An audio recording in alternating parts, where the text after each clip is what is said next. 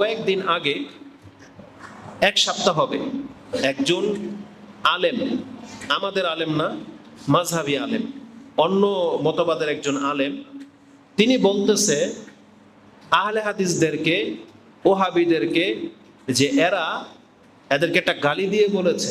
সে শব্দটা শুনে রাখো তারা কি বলে, আইলা হাদিস। আহলে হাদিস না বলে কি বলে, ব্যঙ্গ করে বলতেছে আইলা হাদিসরা দোয়া করে না।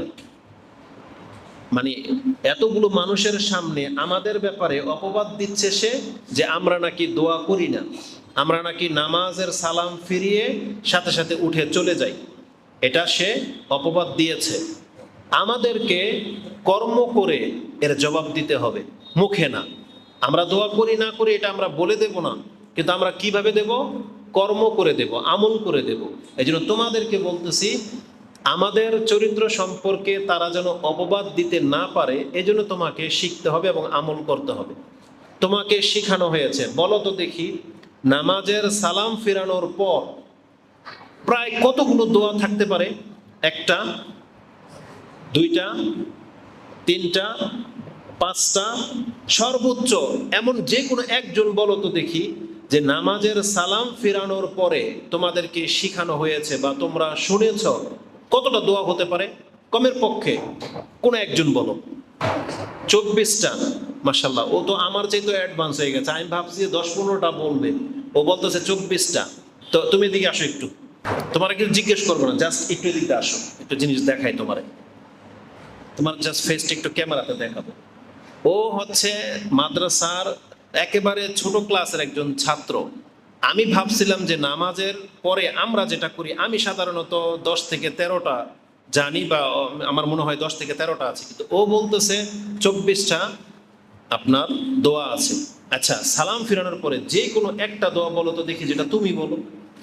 সালাম ফিরেলেই তুমি কি বলো, কোনো দোয়া বলো, তুমি নামাজের পরে কি দোয়া বলো, একটা দোয়া বলো তো দেখি, কোনো একটা বলো। اللهم أنت السلام ومنك السلام تبارك يا ذا الجلال والإكرام। একরাম, মাশাআল্লাহ, যাও। তাহলে এটা হচ্ছে আমাদের প্রমাণ। কারণ যদি 24টা বলে গেছে, এখন যদি বলতেন যে একটা শোনাইতেন, তাহলে একটা শোনাইলাম যে সালাম ফেরানোর পরে আমাদেরকে এইভাবে দোয়া করতে হয়। তাহলে যারা আমাদের ব্যাপারে এভাবে অপবাদ দেয়, তাহলে তাদের জবাব হলো তোমরা, তোমাদেরকে শিখতে হবে। ও তো 24টা বলেছে না, 24টা লাগবে না, তুমি অন্তত যেগুলো একেবারে সহি সনদে প্রমাণিত হয়েছে এরকমের 10টা তুমি ঠোঁটস্থ করবে, 10টা তুমি আমল করবে। সেটা কি? যেমন একটা বললো আস্তাগফিরুল্লাহ, আস্তাগফিরুল্লাহ, আস্তাগফিরুল্লাহ, আল্লাহুম্মা আনতাস সালাম ওয়া মিনকাস সালাম তাবারাকতা ইয়া যাল জালালি ওয়াল ইকরাম। এটা আমরা দুইটা নয়, একটাই ধরবো, একটা। তারপর তুমি পড়বা আয়াতুল কুরসি, তারপর তুমি পড়বা সূরা ফালাক, সূরা নাস, সূরা ইখলাস, তারপরে তুমি সুবহানাল্লাহ 33 বার, আলহামদুলিল্লাহ 33 বার, তারপরে আল্লাহু আকবার 33 বার, 33 বার, তারপরে লা ইলাহা ইল্লাল্লাহু ওয়াহদাহু লা শারীকা লাহু লাহুল মুলকু ওয়া লাহুল হামদু ওয়া হুয়া আলা কুল্লি শাইইন কাদির। এটা দিয়ে 100 বার পুরা করবে। তাহলে এই যে দোয়াগুলো আছে, এগুলা তুমি পড়বাই পড়বা। বিশেষ করে ফজর নামাজে আল্লাহুম্মা ইন্নী আসআলুকা ইলমান নাফিয়া ওয়া রিজকান তাইয়্যিবা ওয়া আমালান মুতাকাব্বালা। মাশাআল্লাহ, এই যে পিচ্ছিরা সব জানে, মানে ক্যামেরা তো ঘোরানো সম্ভব না, তাহলে এটা শুধু ফজর নামাজের পরে খাস। এইভাবে যে 10টা দোয়া যদি তুমি মুখস্থ করো, এটা হচ্ছে তোমার প্রথম ক্লাসের ধাপ। তুমি দ্বিতীয় ক্লাসে উঠবা, আগামী বছর আরো নতুন 10টা শিখবা, কিন্তু আপাতত তোমাদের প্রত্যেকের উপরে এটা লাজিম, তোমরা 10টা মুখস্থ করবাই। তো এতে করে আমরা জবাব দিতে পারবো তাদেরকে, যে আমরা নামাজের পরে দোয়া করি এবং আমাদের সব সন্তানরা পর্যন্ত করে, কিন্তু তারা মিথ্যা অপবাদ দেয়। কেন তারা মিথ্যা অপবাদ দেয় তোমাদেরকে এটাও বলি। তারা সাধারণত বেদাতি হয়। বেদাতি বুঝো? যারা সুন্নতের উপর আমল করে না, সুন্নতের খেলাফ, মন যা চায় তা করে। তারা সালাম ফেরানোর পর পরে ওই যে সম্মিলিত মোনাজাত করে দোয়া করে, যেটা আমরা করি না। এই জন্য তারা ওইটা করি না বিদায় তারা আমাদের উপর অপবাদ দিয়েছে। তারা আরেকটা বেদাত করে। তারা সালাম ফেরানোর পরে মাথায় হাত দিয়ে কিছু যেন একটা পড়ে। তোমরা যে দোয়ার বইটা পড়ছো, এরকম কোনো দোয়া পাইছো যে মাথার মধ্যে হাত দিয়ে কোনো দোয়া পড়তে হয়? পাইছো? তার মানে এটা নাই। তাহলে এই হুজুররাও দেখাইতে পারবে না দলিল। তো আমরা এগুলো করি না, মাথার উপরে হাত দিয়ে চিন্তাশীল হওয়া বা মোনাজাত করা, আমরা এটা করি না বিদায় তারা আমাদেরকে অপবাদ দিয়েছে আমরা নাকি দোয়া করি না। কিন্তু আমরা তোমাদেরকে শিক্ষা দিই যে সুন্নতি তরিকায় রাসূল যেই দোয়াগুলো পড়েছে তা প্রায় 10 থেকে 20টা দোয়া আছে। কমের পক্ষে তোমাদেরকে এই বছরে 10টা মুখস্থ করতেই হবে, এটা আমাদের দাবি, যাতে করে আমরা তাদের জবাব দিতে পারি। এই জন্য মূলত আজকের এই আয়োজন, অনুষ্ঠানের আয়োজন। শুধু সালাতের পরে নয়, বরং তোমার ব্যক্তি জীবনে দোয়া হবে তোমার সবচেয়ে বড় জ্ঞান, দোয়া হতে হবে তোমার সবচেয়ে বড় এলেম। কারণ আল্লাহর সাথে তোমার সম্পর্ক যত গাঢ় হবে তুমি তত বেশি সম্মানিত হইতে পারবা। কারণ তোমার এখন বিদ্যা বুদ্ধি দরকার, কিছু টেস্ট এখানে হয়ে যাবে। তোমার এখন শিক্ষা দরকার, এলেম দরকার। বলো তো দেখি কোন একজন ছোট্ট কেউ এলেম চাইতে হলে আল্লাহর কাছে কি দোয়া করতে হয় বলো তো দেখি? জ্ঞান এলেম বাড়াতে হলে কি দোয়া করতে হয়, এরকম কোনো দোয়া আছে? আচ্ছা, তোমাদের মধ্যে এই যে ছোটগুলোর মধ্য থেকে বলো, জ্ঞান চাওয়ার দোয়া কে কে পারো? হাত তুলো দেখি। আচ্ছা তুমি বলো, জ্ঞান বৃদ্ধির দোয়া কি? রাব্বি জিদনি ইলমা। তুমি এটা জানো না? রাব্বি জিদনি ইলমা এটা বলতে পারো? তো তুমি হাত উঠালে না কেন? তা যাই হোক, তা শোনো, আচ্ছা যাই হোক, তোমরা ভাষা বুঝতে হবে।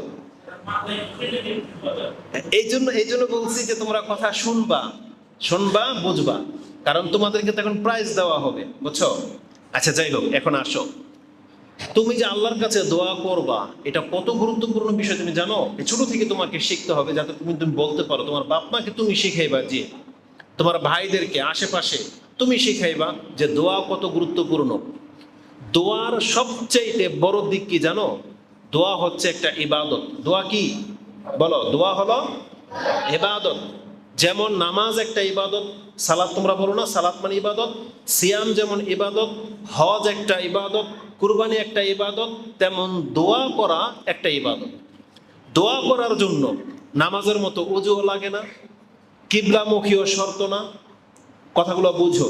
দোয়া করার জন্য পেটে ভাত থাকতে হবে জরুরি না, রাতে জাগতে হবে এটাও জরুরি না, পবিত্র থাকতে হবে এটাও জরুরি না। যখন মনে চায় তখনই দোয়া, যখন মনে চায় তখনই দোয়া করবা। তুমি একটু, তোমাকে কেউ ব্যথা দিছে, কষ্ট দিছে, তোমার মন খারাপ, তুমি দোয়া করবা, আল্লাহ তুমি আমাকে উত্তম জীবন দান করো, আল্লাহ তুমি ওকে হেদায়েত করো। তোমাকে যদি কেউ মারে পিটায়, তুমি যদি ওর সাথে ঝগড়া করে না পারো, ঝগড়া করতে যাইবা না, পারলেও যাবে না, তো ওই ভাইয়ের জন্য তুমি দোয়া করবা, আল্লাহ তুমি আমাকে ক্ষমা করো, ওকে তুমি হেদায়েত করো। তার মানে বুঝাতে চাচ্ছি, তোমার জীবনের সব ক্ষেত্রে দোয়া থাকতে হবে। তাহলে কি লাভ? ও 5 ওয়াক্ত নামাজ পড়ে কিন্তু দোয়া করে না, তুমি 5 ওয়াক্ত নামাজও পড়ো আবার দোয়াও করো, তার মানে তোমার ইবাদত একটা বেড়ে গেল। বুঝো কথা? ও 5 ওয়াক্ত নামাজ পড়ে, ধরো কোরআন পড়ে না, তুমি কোরআনও পড়ো, তাহলে তোমার একটা ইবাদত বেড়ে গেল। তো দোয়াটা হলো আলাদা একটা ইবাদত। আল্লাহ সুবহানাহু ওয়া তাআলা আমাদেরকে বলেছেন যে তোমরা আমাকে ডাকো। আল্লাহ আমাদেরকে বলেছেন যে আমাকে ডাকো। আর রাসূলুল্লাহ সাল্লাল্লাহু আলাইহি সাল্লাম বলেছেন দোয়া হলো একটা ইবাদত, দোয়াই হলো ইবাদত। যদিও একটা হাদিসে আসছে যে দোয়া হলো ইবাদতের মূল, কিন্তু এই হাদিস সহিহ না বিদায় ওটা আমরা তোমাদের কাছে বলি না। বরং হাদিস যেটা, সেটা হচ্ছে আদ-দোয়া হুয়াল ইবাদা, যেটা তুমি তিরমিজিতে, ইবনে মাজাতে একেবারে প্রথম নাম্বারই পেয়ে যাবা। ইমাম তিরমিজিতে হাদিস 2 নম্বরে আছে, ইবনে মাজাতে হাদিস 1 নম্বরে আছে যে আদ-দোয়া হুয়াল ইবাদা। তো দোয়াটাই হলো ইবাদত। আর আল্লাহ বলেছেন ওয়াকালা রাব্বুকুম উদউনি আস্তাজিব লাকুম, তোমরা তোমাদের রবকে ডাকো, তোমাদের ডাকে সাড়া দেওয়া হবে। তাহলে দোয়া হচ্ছে ইবাদত। এটা হলো সবচেয়ে বড় ব্যাপার, এটা আমাদের সবাইকে মাথায় রাখতে হবে। এটা কেন বললাম? আমাদের সমাজের মানুষ, মুসলিমরা দোয়াকে তেমন একটা গুরুত্ব দেয় না। তবে জেনে নাও, দোয়ার চাইতে বড় সম্পদ কোনো মুসলিমকে আল্লাহ দান করেননি। মানুষের মধ্যে সবচেয়ে বড় সম্পদ হিদায়াত, মুসলিম হওয়া। আর মুসলিমদেরকে দেওয়া হয়েছে সবচেয়ে বড় সম্পদ হচ্ছে দোয়া। দোয়া মানে হচ্ছে আল্লাহর সাথে সম্পর্ক।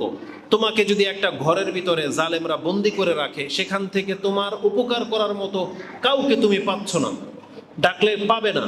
কিন্তু আল্লাহ বলতেছেন তোমার কাছে এমন একটা পাওয়ারফুল বিষয় আছে, সেটা হচ্ছে দোয়া। তুমি ডাকলে আল্লাহর কাছে সে ডাক পৌঁছে যাবে। দোয়া হলো তোমার জীবনকে পরিবর্তন করে দিতে পারে এমন একটা জিনিস হচ্ছে দোয়া। যাদের পড়া মুখস্থ হয় না, যারা পড়া বুঝো না, তারা বেশি বেশি দোয়া করবে আল্লাহর কাছে, রব্বি জিদনি ইলমা। কি দোয়া করবে? রব্বি জিদনি ইলমা, বেশি বেশি দোয়া করবে। যাদের জবান আটকে যায়, কথা বলতে কষ্ট হয়, তোমার কথা স্পষ্ট না, তাহলে তুমি আরেকটা দোয়া করবে, সেটা কি? রব্বি ইশরাহ লি সাদরি। মাশাআল্লাহ। তাহলে এগুলো তোমরা শিক্ষকদের কাছ থেকে শিখবে এবং তোমরা সেগুলোকে আমল করবে। মানে জেনে রাখো, মুসলিমদের সবচেয়ে বড় অস্ত্র হলো দোয়া। মুসলিমদের সবচেয়ে বড় সম্পদ হচ্ছে দোয়া। এগুলো সব সময় তোমরা চর্চা করবে। আর দোয়া যদি তুমি না করো, তাহলে আল্লাহ তোমাকে অহংকারী বলবেন, আল্লাহ তোমাকে বড় পাপী মনে করবেন। পাপ, চুরি করা পাপ, নেশা করা পাপ, যেগুলো সমাজের মানুষ গান বাজনা করে, এগুলো পাপ। ওর চাইতেও বড় পাপ যদি কেউ আল্লাহকে না ডাকে।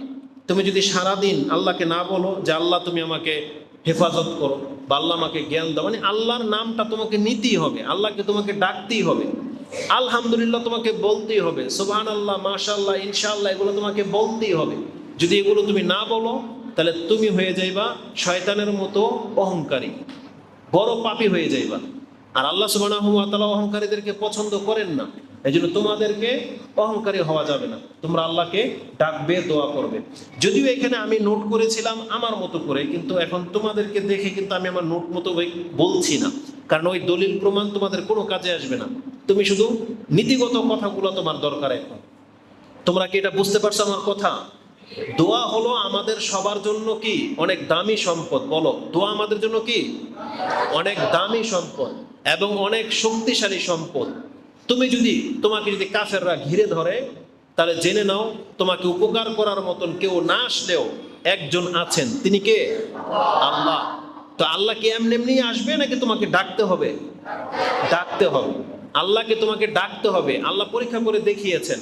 ইউনুস আলাইহিস সালামের দোয়া এই বইটার মধ্যে আছে না? এই বইটার মধ্যে ইউনুস আলাইহিস সালামের দোয়া আছে। ইউনুস আলাইহিস সালাম আল্লাহর নবী হওয়া সত্ত্বেও তিনি যখন মাছটাকে যখন গিলে খেলো, তিনি কিন্তু আল্লাহকে ডেকেছিলেন। আল্লাহ কিন্তু দেখতেছেন যে কি হচ্ছে। তিনি পানিতে পড়ে গেলেন, মাছটাকে খেয়ে নিল। ততক্ষণ পর্যন্ত কিন্তু আল্লাহ তাকে উপকার করতে আসেন নাই। কিন্তু যখন তিনি ডেকেছেন, তখন আল্লাহ সুবহানাহু ওয়া তাআলা তাকে উদ্ধার করেছেন। এই জন্য ডাকতে হবে। এটা আমাদেরকে শিক্ষা দেওয়া হয়েছে। তুমি যদি আল্লাহকে না ডাকো, হ্যাঁ আল্লাহ তোমার সাথে আছেন, কিন্তু তুমি যদি না ডাকো, তুমি আল্লাহর সাহায্য পাবা না। এটা আল্লাহ আমাদেরকে শিক্ষা দিয়েছে। এই জন্য তোমাকে ডাকতে হবে আল্লাহকে সব সময়। কারণ আল্লাহ সুবহানাহু ওয়া তাআলা বলেছেন, আনা ইনদা জান্নি আবদি বি ওয়া আনা মাআহু ইযা দাআনি ওয়া ফি রিওয়ায়াতিন হাইসু ইয়াদউনি হিনা ইয়াদউনি। তিনটা শব্দ আছে। আমি আল্লাহ আমার বান্দার ধারণাতীত তার সাথে থাকি। তার মানে আমার বান্দা আমার সম্পর্কে যেমন ধারণা করে আমি তেমন, কিন্তু আমি আমার বান্দার সাথে হয়ে যাই যখনই আমার বান্দা আমাকে ডাক দেয়। তার মানে যখনই তুমি আল্লাহকে ডাক দিবে, সেটা রাত আর দিন নাই, পাক আর নাপাক নাই, তুমি আল্লাহকে ডাকলেই আল্লাহ তোমার সাথে চলে আসবে। আল্লাহ বলছে ওয়ানা মাহু, আমি তার সাথে হয়ে যাই, ইজা দানি, যখন ডাকে, হিনা ইয়াদউনি, ওই মুহূর্তে যখন সে আমাকে ডাকলো, হাইসু ইয়াজকুরুনি ও ফি হাইসু ইয়াদউনি, যেখান থেকেই ডাকুক না কেন। তার মানে ইউনুস আলাইহিস সালাম মাছের পেট থেকে আল্লাহকে ডেকে নিলেন, আর আল্লাহর সাথে সাথে ফানাজ্জাইনাহু মিনাল গাম, আল্লাহ বলেছেন আমি তাকে এই ব্যথা দুর্দশা থেকে মুক্ত করে দিলাম। এই জন্য তোমাদের যাদেরই কোনো কষ্ট হবে, পড়া বুঝতেছো না, কষ্ট হচ্ছে, খাবার ভালো লাগতেছে না, তুমি কি করবা? প্রথম কাজ কি বলো তো দেখি? বাপ মাকে বলবা না আল্লাহকে বলবা? কাকে বলবা? প্রথমে তুমি আল্লাহকে বলবা। কাকে বলবা? আল্লাহকে বলবা। বলবা আল্লাহ এর চেয়ে উত্তম রিজিক তুমি আমাকে দাও। কি বলবা? আল্লাহ এর চেয়ে উত্তম রিজিক আমাকে দাও। তারপর তুমি তোমার বাপ মাকে বলবা, বা শিক্ষকদেরকে বলবা, কর্তৃপক্ষ আঙ্কেলদেরকে বলবা যে খাবার আমার ভাল লাগে না, আমি এরকম হইলে ভালো হয়। কারো যদি লবণ বেশি লাগে, কারো যদি ঝাল কম লাগে, কারো যদি একটু ঝোল বেশি লাগে, একটু যদি তরকারি বেশি লাগবে, তোমরা চেয়ে নেবে। কিন্তু প্রথম আল্লাহকে বলবা। কাকে বলবা? আল্লাহকে বলবা। বলবা আল্লাহ আমাকে অনেক বেশি রিজিক দেন, উত্তম রিজিক দেন, এভাবে বলবা। উত্তম রিজিক চাইবে আল্লাহর কাছে, কারণ আল্লাহ এটা আমাদেরকে শিক্ষা দিয়েছেন। তো দোয়া আমাদের জীবনের সবচেয়ে গুরুত্বপূর্ণ বিষয়। জানো দোয়া কত বড় গুরুত্বপূর্ণ বিষয়? একটা দুইটা কথা তোমাকে বলে যাতে তুমি বুঝতে পারবে। রাসূলুল্লাহ সাল্লাল্লাহু আলাইহি ওয়াসাল্লাম বলেছেন, কোন ব্যক্তির তাকদীর পরিবর্তন হয় না। যদি কোনো কিছু লিখিত তাকদীরকেও পরিবর্তন করতে পারে, সেটা কি জানো? দোয়া। সেটা হচ্ছে দোয়া। তার মানে তুমি এখন ছোট থেকে কি হইবা এটা আল্লাহ ভালো জানে। তুমি ওই পর্যন্ত যাইবা, কিন্তু তুমি যে আল্লাহর কাছে দোয়া করো, তাহলে আল্লাহ তোমাকে আরো উত্তম জীবন দান করবেন, আরো উত্তম জীবন দান করবেন। এই জন্য দোয়ার বিকল্প নাই, দোয়া তোমাদেরকে করতে হবে। আর যে যত বেশি দোয়া মুখস্থ রাখবে, সে তত বেশি সম্মানিত হবে। আমি আমার কথা বলি, আমিও কিন্তু ছাত্র, ইসলামিক কালচারাল সেন্টারে শেখ মতিউর মাদানির ছাত্র আমি, তোমাদের এই যে এক আঙ্কেল আরো আছে, তো যারাই আছে না, আমি একটা সময় এমন পার হয়েছে, আমি মনে করতাম যে আমাদের ছাত্রদের মধ্যে আমার চাইতে বেশি দোয়া হয়তো কেউ মুখস্থ করে নাই, একটা সময় ছিল। কারণ আমি মুখস্থ করতাম সেই দোয়াগুলো, এবং আমার এটা নিজের, যদিও কোনোদিন প্রকাশ করিনি, আজকে তোমাদের সামনে বললাম। একটা সময় ছিল ইসলামিক সেন্টারে যে শেখ যে কোনো দোয়া বলতো, আলহামদুলিল্লাহ চট করে আমার মাথায় সেটা আসতো, এবং আমি পারতাম যে হ্যাঁ এটা এই দোয়া। কিন্তু আমাদের সময় এরকম রেকর্ডিং এর ব্যবস্থা ছিল না, ওখানে শুধুমাত্র শেখের বক্তব্যটা রেকর্ড হতো। এজন্য আমাকে হয়তো কম দেখতে পাবে শেখের সাথে, কিন্তু আমার চাইতে বেশি হয়তো খুব কম ছাত্ররাই আছে যারা শেখের সাথে ছিল। তো দোয়া শিখবা, যখনই ক্লাসে শেখানো হয়, খুতবাতে শেখানো হয়, তাহলে এতে তোমার মান মর্যাদা বেড়ে যাবে। এখন আমরা তোমাদের টেস্ট নেব। যদি আমি কিন্তু দোয়ার গুরুত্ব সম্পর্কে এখানে অনেক কথা লিখেছিলাম, কিন্তু তোমাদের কাছে বলার মতো এইগুলা ভাষা না। আজকে পৃথিবীর মানুষ, মুসলিমরা দোয়া করে না, অনেকগুলা কারণ রয়েছে। প্রথম কারণ হলো অজ্ঞতা। দোয়া সম্পর্কে তাদের অজ্ঞতা রয়েছে, মানে তারা জ্ঞান রাখে না। এই যে দোয়া যে সবচেয়ে পাওয়ারফুল জিনিস, এটা তার খবরই নেই। দ্বিতীয় হচ্ছে, তারা মনে করে যে তাকদীর তো নির্ধারিত, আমার ভাগ্যে যা আছে তাই হবে, দোয়া করলে কি হবে। এটা হচ্ছে তার বড় একটা অজ্ঞতা। তৃতীয় হলো, তারা মনে করে যে আমার দোয়াকে আল্লাহ শুনতে পায়। অধিকাংশ মুসলিম মনে করে আমি তো পাপী, আমার দোয়াকে আল্লাহ শুনে। এটা হলো তার বড় একটা অজ্ঞতা, মূর্খামি এটা।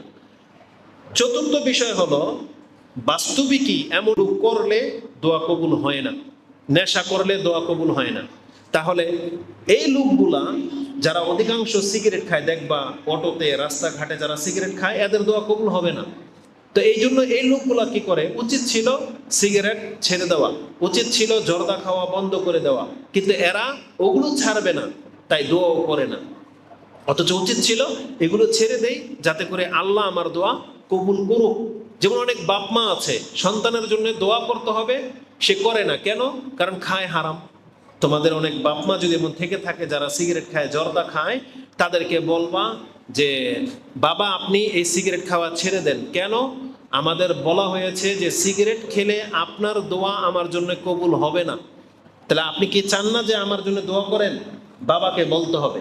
তাহলে আমার জন্য আপনি দোয়া করলেই আল্লাহ শুনবে, কিন্তু আপনার সিগারেট খাওয়ার কারণে, আপনার সুদ খাওয়ার কারণে আপনার দোয়া আটকে যাচ্ছে, আমি ভালো কিছু হইতে পারতেছি না। এই জন্য তোমার চেহারার দিকে তাকাইলে হয়তো তোমার বাবা সিগারেট খাওয়া ছেড়ে দেবে, হয়তো সুদ খাওয়া বন্ধ করে দেবে। এই জন্য তোমরা সন্তানরা ভদ্রভাবে বাবাকে বুঝাইবা যে হারাম খেলে নাকি দোয়া কবুল হয় না, অতএব আপনি এগুলা ছেড়ে দেন। এগুলো এভাবে ভদ্রভাবে তাকে বুঝাতে হবে, বলতে হবে। তো দোয়া না করার পেছনে আরেকটা বড় অজ্ঞতা হলো আমাদের দেশের হুজুররা, মসজিদের মাদ্রাসার হুজুররা। তারা কি করে জানো?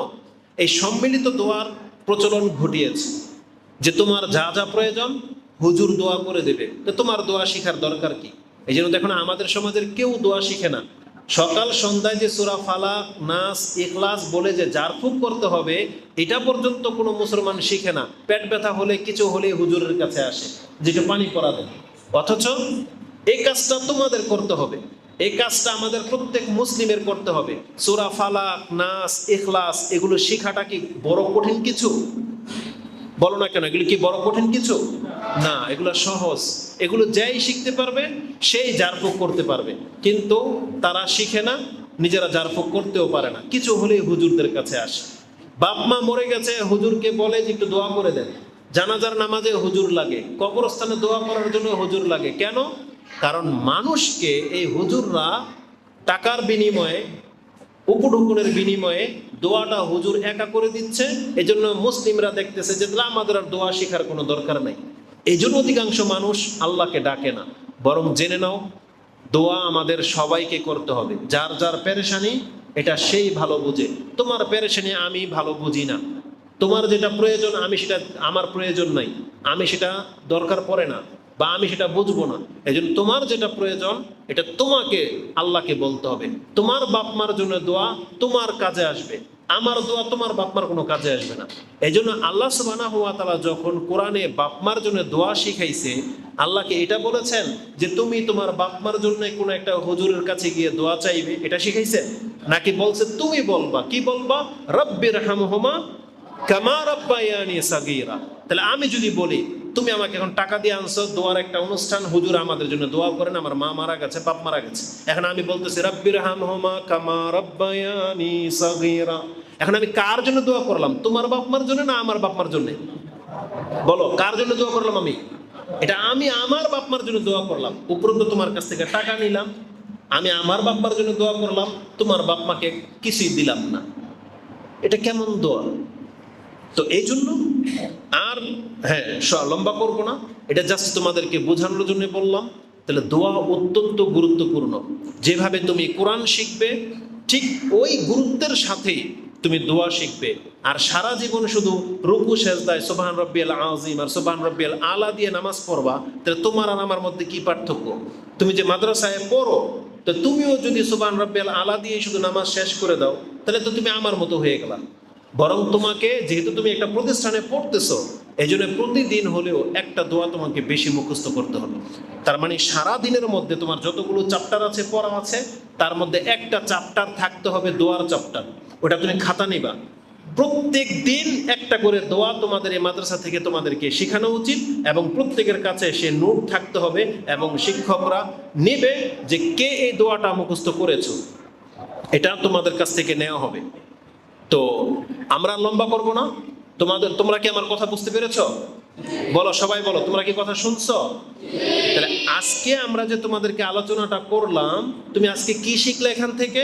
তুমি আজকে এটাই শিখছো, আমাদেরকে আল্লাহর কাছে দোয়া করতেই হবে। কি শিখছো বলো? হ্যাঁ, দোয়া করতেই হবে। তোমার যা যা প্রয়োজন প্রথম তুমি কাকে বলবা? আল্লাহকে বলবা। দুনিয়াবি কোনো কিছু হলে তারপরে বাপ মা, শিক্ষক, অন্যকে তুমি বলবা। কিন্তু শক্তি, ক্ষমতা, ভাগ্য পরিবর্তন, রিজিক, এগুলোর ক্ষেত্রে কাকে বলবা? একমাত্র আল্লাহকে, একমাত্র আল্লাহকে। আল্লাহ সুবহানাহু ওয়া তাআলা আমাকে এবং তোমাদেরকে কবুল করুন।